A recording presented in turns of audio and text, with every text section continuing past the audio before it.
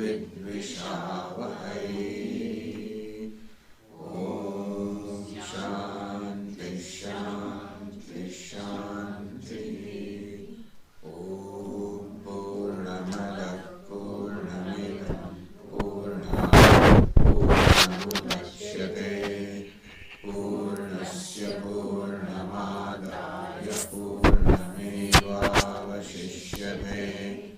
Om Shanti Shanti Shanti. Shruti Smriti Purananam Alayam Karunalayam Namami Bhagavatpadam Shankaram Lokashankaram Shankaram Shankaracharyam Keshavam Badarayanam Sutra Bhashya Kritau Vande Bhagavantau Punah Punah.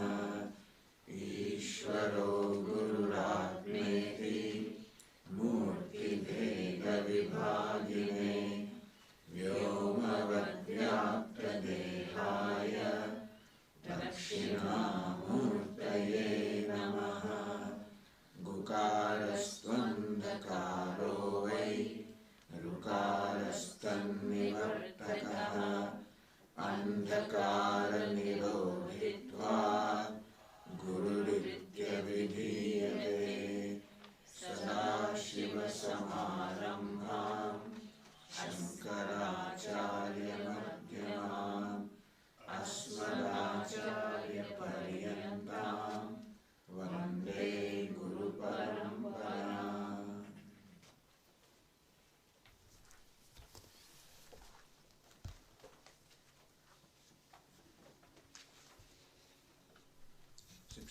Passage.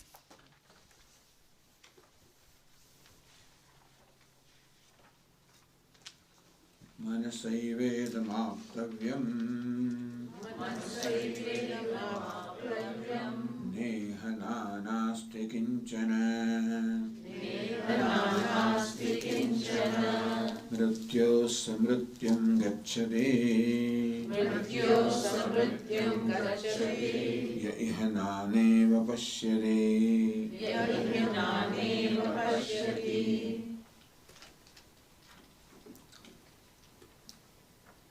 Manasa eva idam aptavyam. This is to be attained, known through mind only. What is it? Nehananasti kinchana. That here in this universe or in the truth there is no duality whatever. In the truth there is no duality whatever. Truth is one, non-dual. That alone is called Brahman. That alone is called Ishvara or God. Or alone called the Self. And that is the most important thing. That Self or Atma is one non-dual. I am one non-dual. That's most important. Ultimately, what is most important is the knowledge of the Self. Because where all the problems are centered is the Self. And where all solutions should be also is the Self. So my problem is that you are separate from me, I am separate from you. This is how I look at you. And therefore I feel excluded by you, and then I retaliate by excluding you. Thus this mutual exclusion is what goes in our interaction. Unknowingly it happens. Whenever I look upon you as someone separate from me, then this will happen. And then also apprehension about whether this person likes me, does not like me, should I trust, should not trust. So when separatedness, all these things are going to happen. There will be fear. And thus, this perception of duality or division is, as Vedanta explains, cause of all this sorrow in our life. And therefore it is addressed here that division is not real. There is variety, diversity at some level, Just as in gold there is diversity at the level of name and form, and every ornament has a different name and form and function. But that does not create a duality in gold. And so also there is a diversity as far as the names and forms are concerned. There is no question that there is something about me that is unique and something about you that is also unique. But there is not everything about me. That an ornament has a name and form which is different from other names and form is not the only thing about ornament, then it is gold also. What is important right now, what is real right now for me is this separation because of my sense of individuality. The nehananasti kinchana. Here there is no plurality at all, no duality, no division. Even though the costumes are different, the names and forms are different, then the one who functions through the costume is one. And as we said that all values and attitudes are ultimately based on this truth of non-duality. Suppose one continues to hold on to this conclusion of duality or division or separatedness. The second line says, Mrutyosya mrutyum gacchati yaiha naneva pashyati. Yaiha nana eva pashyati. Even as though nana means duality, multiplicity, diversion, division. So nana eva, as though there is duality, because duality is not real, therefore Upanishad is careful to use the word eva, as though. As though there is duality, but one who continues to give reality to that. In fact, there are even the darshana, the philosophies, which believe that there is real duality. That I am different and Ishvara is different and I am different and the world is different. And on that basis, that's the vision. And essentially, most of the sampradayas in the universe are based on duality. But yaiha nana eva pashyati, one who gives reality to the duality. Even if right now I do not see the non-duality, but at least I recognize that the duality is not real based on this teaching. I recognize that the costumes are many and they create the appearance of manyness, just as names and forms, ornaments create appearance of manyness, but that's not manyness in gold, there is no manyness in consciousness. Just as space cannot be divided, consciousness cannot be divided. So the Upanishad gives the example of how many sparks emerge from blazing fire. Yatha sudipta pavaka dvisfulingaha. So fire is burning and lots of sparks come out. Looks like every spark is a little fraction of fire. Every spark is a fraction of fire, is it not so? Because sparks realize that, hey, I'm born, I'm dying, I'm born, I'm dying, and that spark is different, the fire is different. But understand that this fraction is not in the fire, the fraction is only in the wood. That wood, the fuel splits into many small little particles, and the fire associated with each particle is called a spark, and creates the notion that each spark is different from the other and different from the fire. So it is true that there is something in the spark that is different from each other, which is that carbon particle. But there is no division in fire, even though there are many sparks, the fire still remains one. Because fire does not have form or dimension, it is the principle of heat and light that is called fire, and not a certain shape. It is not called fire. Thus, a spark is equally the heat and light that the fire is, and therefore, as far as the truth or essence or nature of spark is concerned, it is fire. It will look like its volume is minuscule, but that is because of the minusculeness of that carbon particle. It's called upadhi, like the costume. So if a spark looks upon itself from the standpoint of the smallness, then it will think that it's different from other sparks.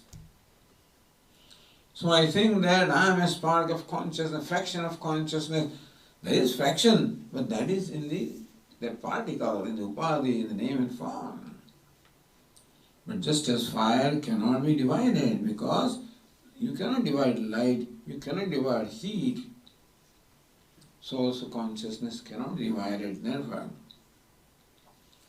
creating distance between this spark, which is name and form, or my body, mind, sense complex, and recognize that I am different from that.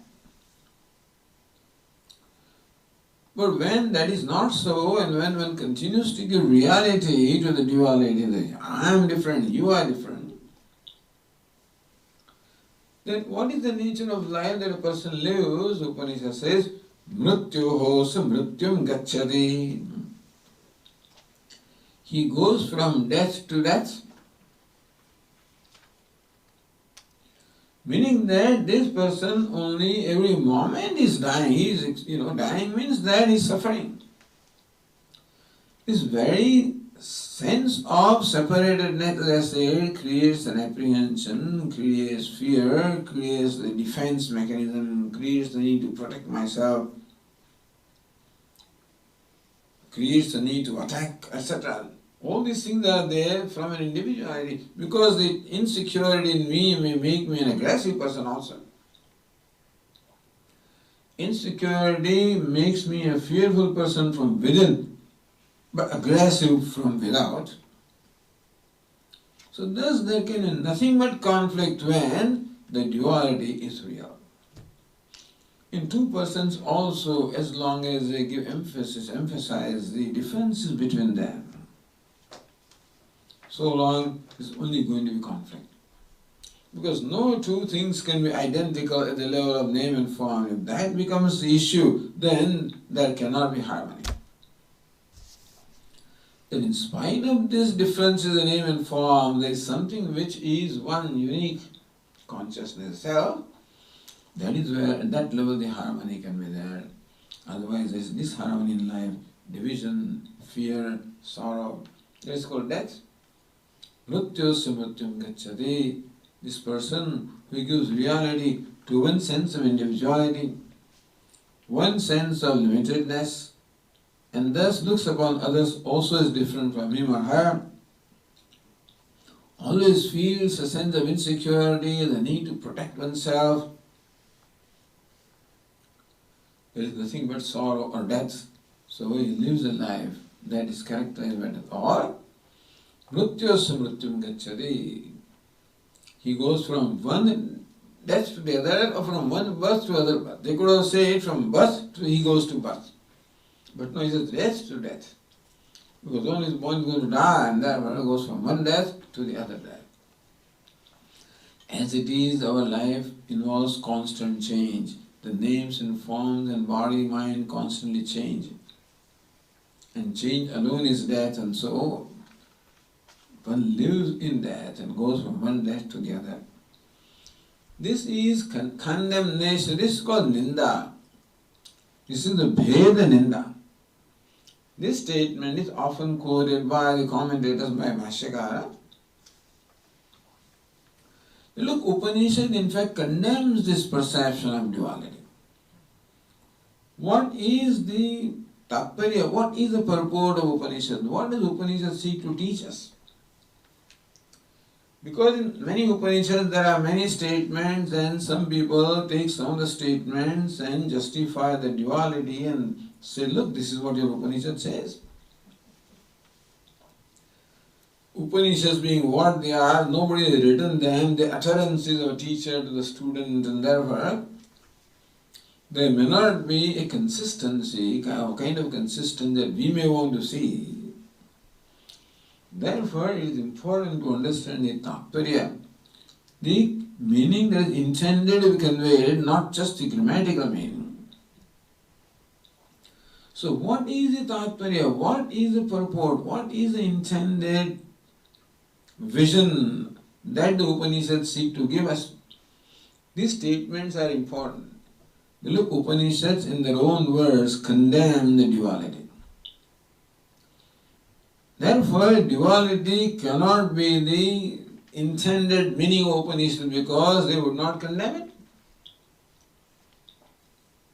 The fact that duality is condemned, that means that non-duality is the intended meaning of the Upanishads, or Tatparya. So therefore, non-duality is the subject theme of the Upanishads. Even though you may come across some sentences which seem to convey duality, like a statement that I just made, how countless sparks emerge from a blazing fire. Looks like Upanishad is saying there are so many sparks, there are so many fractions of fire, so many fractions of consciousness. But that's how it is taken. So the Acharya, the teachers who propound the philosophy of duality, so understand the same Upanishads are interpreted in different ways. And there are teachers who say that Upanishads are only teaching duality or qualified duality, Vishishta Dvaita. And they quote these kind of statements, the fire and the sparks. Or there are two birds perching on the self-same tree. Look, this is Ishvara and Jiva, they are different. So once you have already decided what the Upanishad wants to teach, that's the meaning that you will see in those statements. But when we realize that there is no point in teaching duality because duality can never make you feel free. You cannot feel free as long as you feel limited, as long as you feel excluded by that. There cannot be freedom. Freedom can be there only when there is no separatedness, no division, no exclusion. Freedom can be only in limitlessness, and only the two means each one is limited, etc., etc. So, this is a statement which is a classical statement where the vision of duality is condemned for Bhedananda. It's called Arthavada, which supports the vision of non-duality. Okay, now we go to the next passage.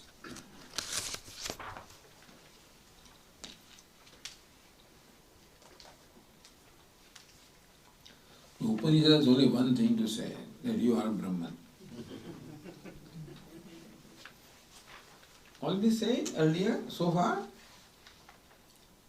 So should say what the vision is and should also tell us what is the result or the reward of that knowledge. That also is said that one becomes free from fear, free from grief, one becomes liberated. Now that in the second chapter, the first section is over, the second section begins again only with the talk of non-duality. So having said it, why does Upanishad seem to repeat itself? The repetition is not a proper thing in literature, particularly in scripture. Saying the same thing again and again is not right. So Shankaracharya explained that, look, the truth that the Upanishad reveals is so subtle that by saying once or twice also it may not serve the purpose, and therefore it is necessary to say it again and again. Like the mother keeps on telling the child. Because bhuyopi patyam vaktavyam, it is said. Patyam means that which is beneficial. Should be said again and again, as long as it is beneficial. So mother said, take care, okay? You are going for the first time in the train, take care of strangers. Take care. You told me, ma'am. Again she said, you told me. Because of our concern. So Upanishad also keeps on saying, but in different ways, not in the same words. The Punarukti, the theme is repeated, but not the words, meaning that each time the Upanishad gives us a different method of contemplation upon the self. A different method of contemplating upon non-duality. And so now we begin the next ayah. Is Kushan sleeping? No, it's not sleeping. It looks like from here. No, it's midday. It's pretty. Then that thing is right there in front of you. Yeah, they're okay. So let us read the passage 17. Puramekadashadvaram ajasya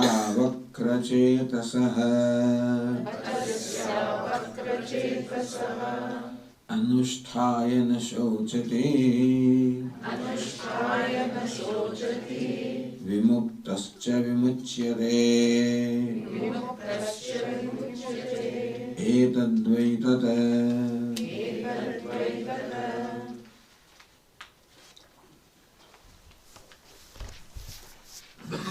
Look at the translation. Next page. Puram means city. Puram ekadasha dvaram. That is a city with 11 gates.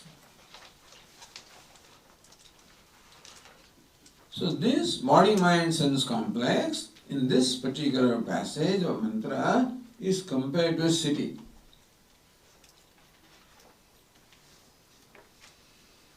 Why is it so? Because when you go to a city or a town, if everything is functioning in a systematic manner, then you know that the king must be there. If the king, the ruler is not there, then things become sort of,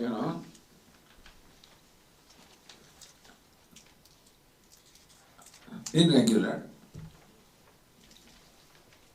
When he's there, everything is well organized. So similarly also, this body contains several features by which we can compare this body, mind, sense complex with a city. Remember in the olden days, just to build city, and around city there will be also a wall, a fort they used to call it, protecting. And there will be several gates, and they are the only openings for coming in and going out. At night these gates will be closed. In the morning they will be open. So similar setup also obtains in our body, this body. There are 11 gates. Puram ekadasha dvaram. This is a city of 11 gates. The body is comparable to the protecting wall of the fort. And just as that wall has several gates, here also in this wall there are 11 openings. There are 7 openings on our face. 2 ears, 2 eyes, 2 nostrils, and a mouth that adds up to 7.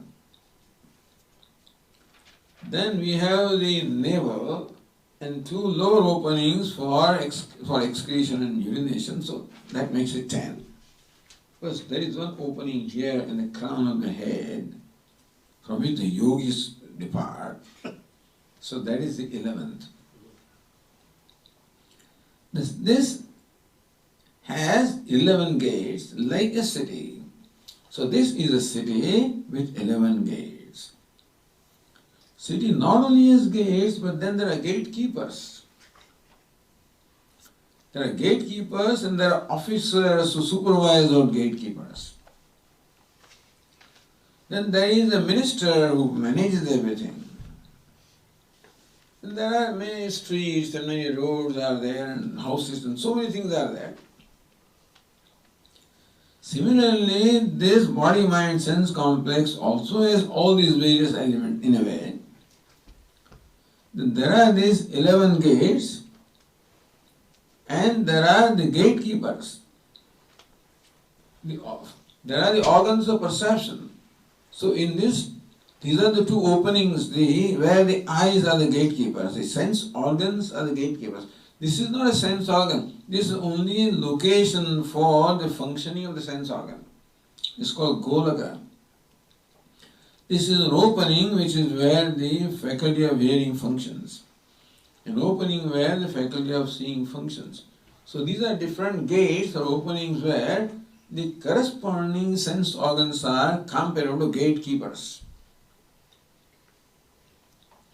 And gatekeepers again also are supervised by other officers. So similarly also, each sense organ has the presiding deity. Like sun is the presiding deity of eyes. The quarters are the presiding deity of the ears, and every organ of perception and every organ of action also has a presiding deity, meaning by whose grace that organ will function, like the controlling officers. Then mind is the minister who organizes everything. Intellect is chief minister. And then the yogis all come, so many highways are there, Ida, Pingala, Sushumna, so many highways are there. On the highways there are, houses are there. So all these kind of comparisons are given here just for us to understand, for us is a model given that this city is this body, mind, sense complex is comparable to city. The city means that there must be someone who rules the city, namely king. So this body, mind, sense complex is compared to city for us to draw our attention that when the city is, and there is also a king, without whom the city cannot be. The city serves the purpose of the king. The citizens also serve the purpose of king. They all bring gifts for the king. King is the one who is independent. All of them are dependent upon him. King is unconnected to a city, meaning that the city may expand, city may contract, but no expansion, contraction happens to the king. So king is independent. He is changeless. Everybody depends upon him, but he does not depend upon anybody. And everything happens in the city in presence. King does not do anything, but everything happens in his presence. Like sun does not do anything. In presence of sun, all activities take place. When sun is not there, all activities also stop. So in presence of king is called Raja. Rajate, one who shines, is called Rajan. Because king always, on his face you can see that luster, which distinguishes the king from other people. So that's why it's called Raja. And so this is how this body is meant for drawing our attention to the king who is Atma. So Atma is the place of the king. King is a palace. Heart is considered a palace, which is the dwelling place of the self as though. So when you say that Atma is consciousness, all pervading, how can there be a dwelling place? But you see, what is meant by a dwelling place is that if you want to meet somebody, you go where he stays. So if you want to know Atma, where you go? You concentrate on the heart, focus your attention. And heart means the antahkaranam, the mind, the pure mind, which is where you gain the knowledge. And that way it is called the palace, which is the dwelling place of the king, who is the self or the consciousness. So Puram Ekadashadwaram, there is a city of 11 gates, of whom Ajasya Avakra Chetasaha.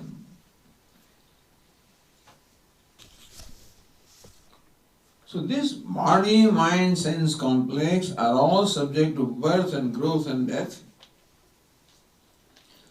But the king who lives in there or who presides over that himself is what? Ajasya, of birthless.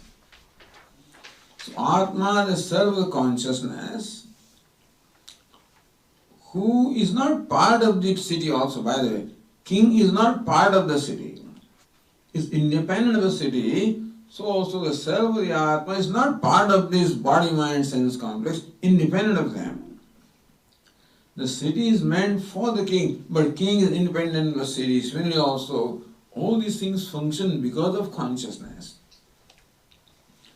Understand that all these mind, sense organs, body, all of these are a product of matter, and they were by nature they are unconscious. But they display sentiency, they display as though they are conscious. That is because of the presence of the consciousness itself. Like the motor seems to be revolving a fan, but that is in presence of electricity. So hands are functioning, leg, organs of action are functioning, organs of perception are functioning, mind is functioning. But all of them are material, meaning that they are product of matter and they are unconscious by nature. So the principle is that when you find an unconscious thing functioning as though it is conscious, there must be a conscious entity present there.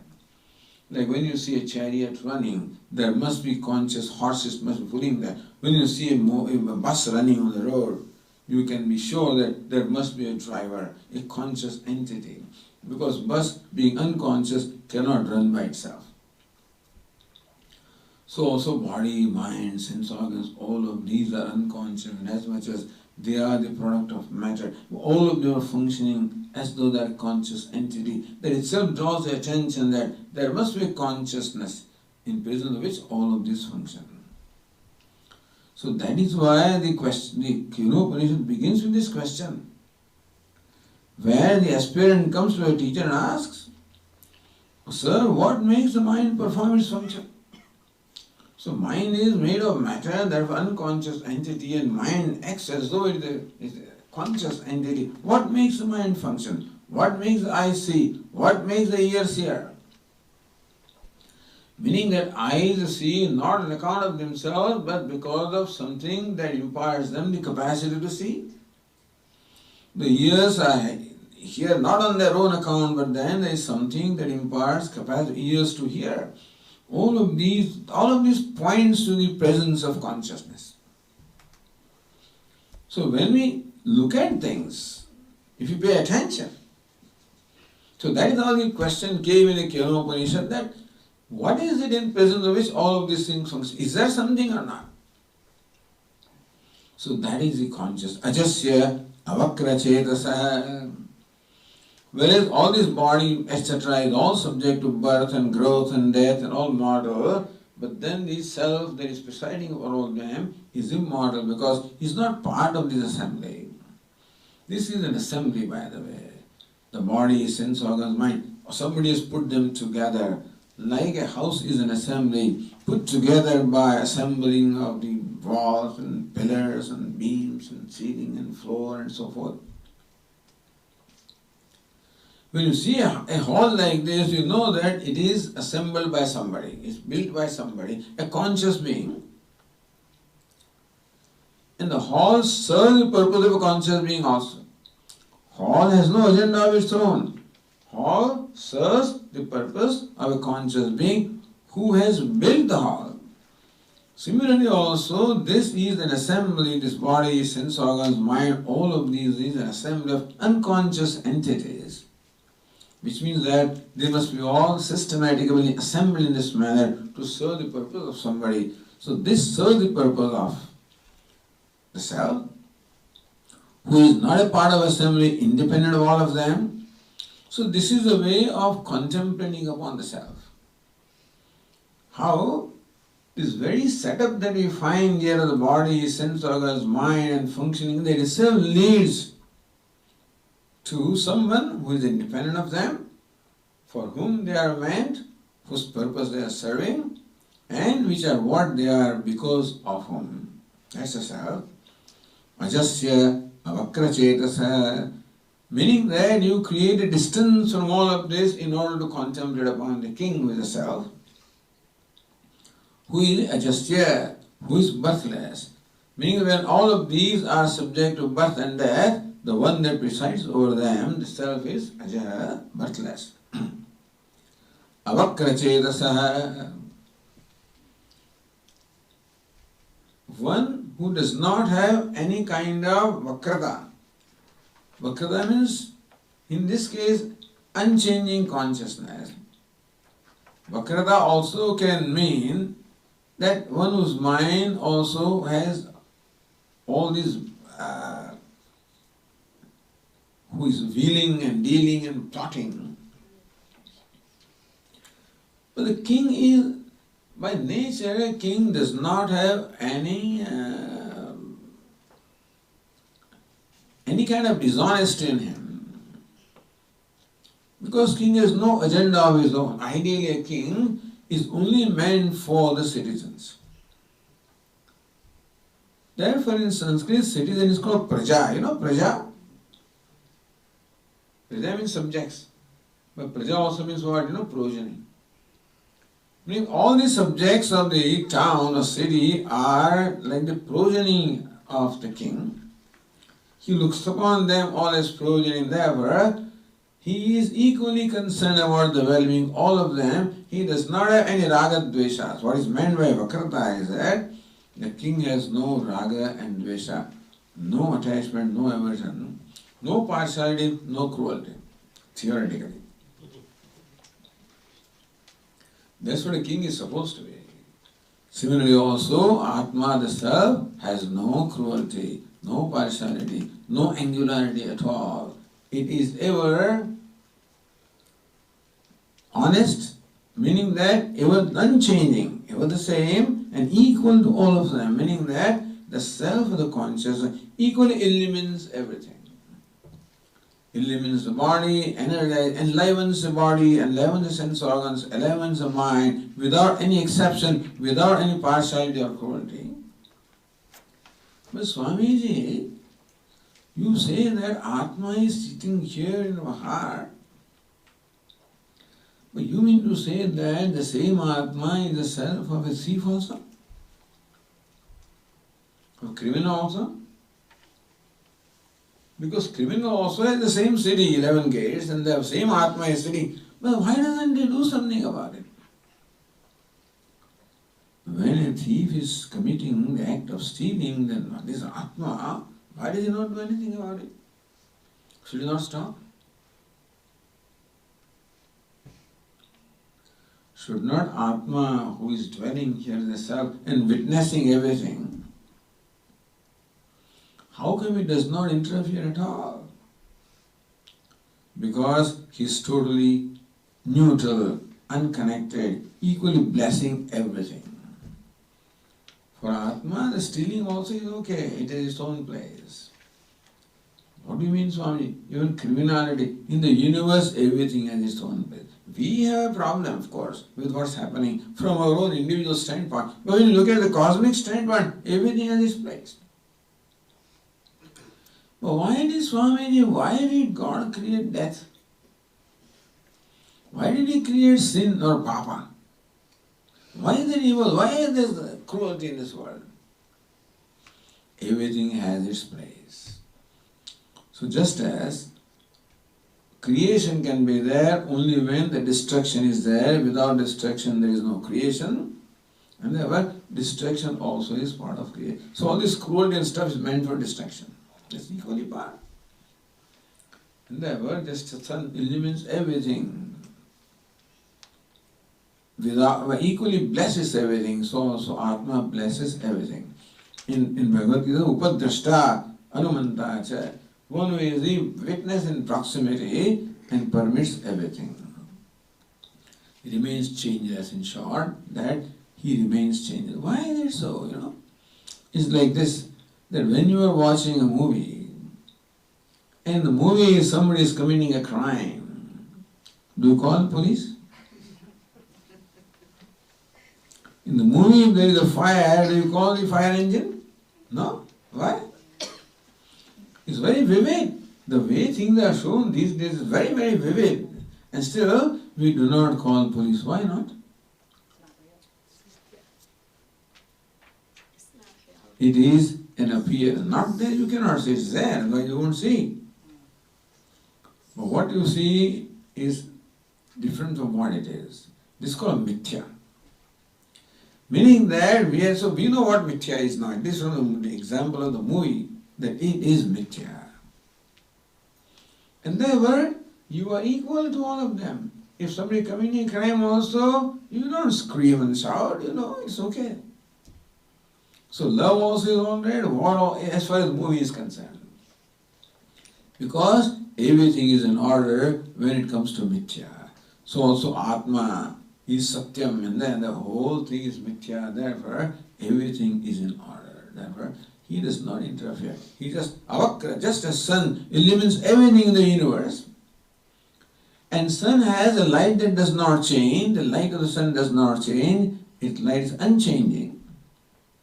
Even though it looks like sun has set, the sun does not set. In fact, earth alone is turning around, therefore it creates the notion that sun is setting and sun is rising. So it looks like that there is no conscious and deep sleep state. You say that Atma is consciousness, changeless consciousness, but in deep sleep, where is consciousness? Consciousness in the nature of Atma, then should you not be aware of what's going on in deep sleep state? Should you not be? Self, you say that self is very much there in deep sleep also. And if self is consciousness, then should you not be conscious of what is happening in deep sleep state? And these are problems, which is because of which some people think that there is no consciousness in deep sleep state. But it is very much there. There Atma is illuminating the absence of everything, and in the dream and waking, it illuminates the presence of everything. The mind is like a dancer. Imagine a theatre, and there, in which there is a stage, and there is an audience, and there is a big lamp illuminating the entire theatre. Now the whole audience is there. There is a sponsor who has sponsored the whole show. He has a special seat. For him, this dance is going on. Other people are also beneficiaries. And then dancer come. First the accompaniments come, and then and then dancer comes, and the dance starts. And all of this is illuminated by the dancer is starting. The dancing, and the audience also is watching intently, and you can see that it also reciprocating sympathetically. Same kind of expressions change. All of this illuminated by the lamp, which itself doesn't change. The lamp that illumines all the changes itself does not change.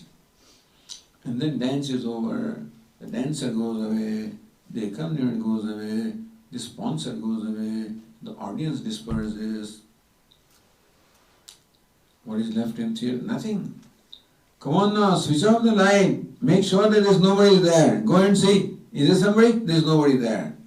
How do you see that there is nobody there? In the light of the same lamp. So lamp that illumines the presence of everything also illumines absence of everything. Like the self, consciousness, in waking and dream, illumines the presence of everything. In deep sleep state, illumines the absence of everything. Therefore, when you wake up from deep sleep, you say, I didn't know anything. What happened? I did not know anything. Means you know the absence of everything. Meaning that the consciousness shines unchangingly in waking, dream, deep sleep, because it transcends everything. I just here, that is his self, the king, which of the nature of Chetas consciousness, changeless consciousness, which is free from birth and death and change. So thus, this is how we are given this imagery of a city to help us contemplate upon the nature of the self. Because as we said, all activities cannot go on unless there is a presiding deity by whose grace everything is going on. Then what's the reward or the result of this knowledge? So second line says, Anusthaya na shochati. Anusthaya, meditating on this, na shochati, one does not grieve, meaning that meditating or knowing this self, one becomes free from grief. Knowing the self is what? Knowing the self as myself. That's called knowing the self. Meaning knowing myself as the self, there is conscious, unchanging consciousness. And unchanging means that it is not limited by time. When it's not limited by time, not limited by space also, not limited in any way, it's limitless. Unchanging, limitless consciousness. And again, for consciousness, when unchanging, that means free from all attributes. How many consciousnesses are there? Do you have one consciousness? Do you have another consciousness? Again, there cannot divisions in consciousness because there is no distinguishing mark in consciousness, which is one non-dual. Anusthaya, thus contemplating upon the nature of self in this manner and recognizing oneself to be in this consciousness which is one, non-dual, unchanging, ever the same. Na shochati, one becomes free from shoka or grief. One becomes free from grief by knowing oneself as the one non-dual, unchanging consciousness, which is free from all limitations. But Swami, so what sounds rather dull.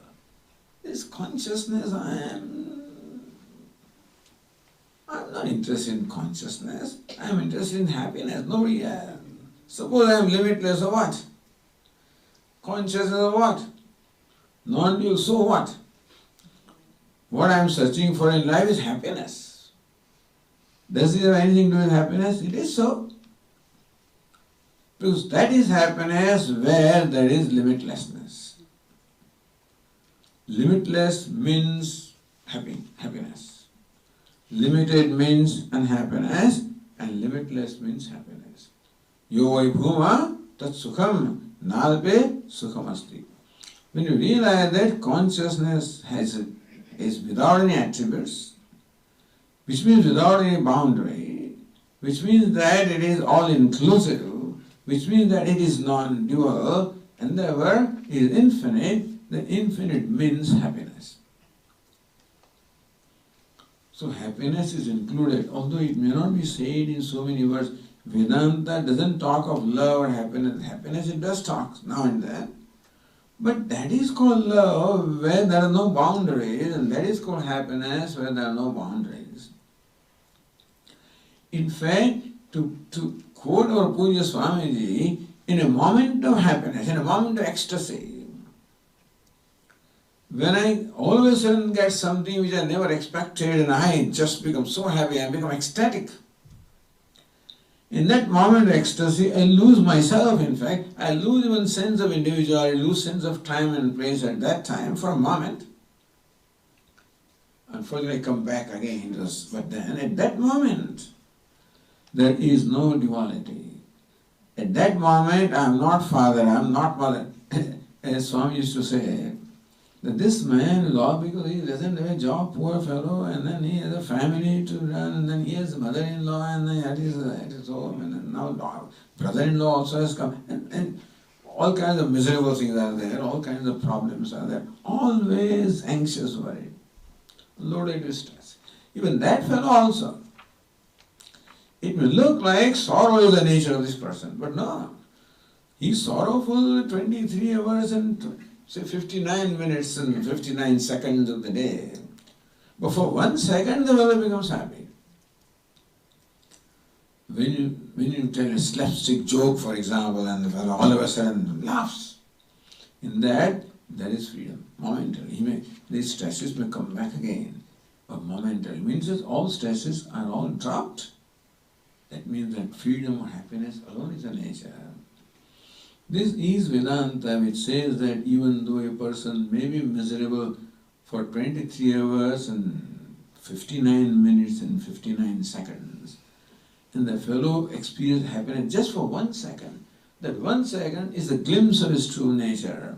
And all those 23 hours are all the clouds that are only the veiling that his true nature. That cloud clears, just have a glimpse of the sun. So also when we are happy, we have a glimpse of our own self. At that time, the cloud of sorrow has just moved away. Unfortunately, sorrow being our nature, because we give duality to duality, and the sorrow comes back.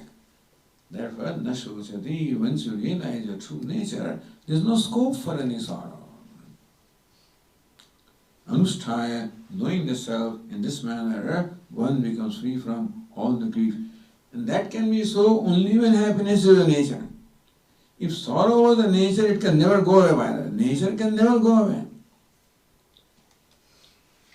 So this one is always unhappy. How can you say happiness is nature? But is there one moment when that fellow becomes happy? Just one moment? Yeah. That means for one moment unhappiness went away. What goes away cannot be our nature. Understand this. But looks like that happiness is momentary. How do you say that it is nature? That's what he wants. Sorrow is not what I want. Happiness is what I want. I'm comfortable and I'm happy. So happiness is my nature, not sorrow. Sorrow is something that is created by my mind on account of giving reality to my smallness or insignificance. That's why sorrow comes from my false perception of myself. And therefore, when the true perception comes, there is no scope for sorrow, because sorrow was not a reality. It was merely the result of a false perception. When that goes away, sorrow also goes away. And what remains is my true nature, which is freedom or happiness. Anusthaya, knowing the self, na shochati, one becomes free from all the grief. So what does it mean? The last word is vimuktascha vimuchyate. Again, very famous expression. This part of the statement is quoted very often. Vimuktascha vimuchyate. What is vimukta? Mukta means free or liberated. Vimukta, liberated in the true sense. Vimukta, one who was liberated. Vimuchyate becomes liberated. One who was already liberated becomes liberated. When can you become liberated? Only when you are liberated. Otherwise, you cannot become something. We cannot bring about a change in our nature. The fact that I can become liberated means that I must be liberated now also. That means bondage is something which is superimposed upon the self, not a reality about myself. Therefore, it can be gotten out, it can be eliminated. Vimuktaha, one who is liberated, meaning that self is of nature of liberation, of freedom. That is my nature. That's why they always talk of the attainment of what is already attained. The freedom is already my nature, attained, and by knowledge I attain that. So knowledge enables me to attain what is already attained. Action enables me to attain what is unattained, and knowledge for attainment of what is already attained, like the 10th man. Vimuktascha. So the fellow who was 10th man becomes 10th man, you can say, The one who was 10th becomes 10th. Can you say that? As though. This is becoming. But then you feel that I became as though, because I discover now that I am already 10th man. Vimuktascha vimuchyate. Or you can say that one vimukta who is now liberated by living remains liberated even after the death. The other question also is there. That suppose you are liberated now, but after departing, after death, then is there a guarantee that you will remain liberated? Because that's your nature. And therefore, one is liberated now while living, remains liberated also after death, because there is no death ajastya. In fact, there is no death from the standpoint of the wise person. It is for the onlookers that he has died. He is dead already. Meaning what dead means? Dead in the sense of identification of the body is what creates the idea of the birth and death, which it doesn't have. And therefore, one who was liberated, he remains liberated, becomes liberated or remains liberated. This also has to be said, this is called Videha Mukti or Videha Kaivalyam, as though the liberation after death. You know why? Because all other people who think or who accept duality talk of liberation after death. You must die to go to heaven or paradise. You cannot while you are alive. So where the Ishvara or God is different from me, I have to go there after death. He's separated from me in time and space. Not the case here. You are already liberated. Therefore, you don't have to wait for the death. Death, the body only creates some kind of apparent obstacle which also goes away with the death. Vivuktascha vimuchyate etadvaitata. Hey Nachiketa, this is what you are asking for. This is a reply to the question that you asked for about the death, about the liberation, etc. So the etadvaitata comes in many places. So it is necessary for the teacher to enable the student to see that what I wanted is this. Otherwise you may still, what about my question? But what about my question? Hey, this is answer to your question. So this is style also in the Upanishads where the teacher says that nothing more remains to be said. Etavat eva, this much alone is what we know and this much alone is what we have to say. Nothing remains to be said, nothing remains to be known. In that case, the student gets now his desire to be and know is completely satisfied. Therefore, he says, etadvaitata. In Nachiketa, this is that, meaning this is what you wanted to know. So thus, one more way of contemplation upon the self. Okay.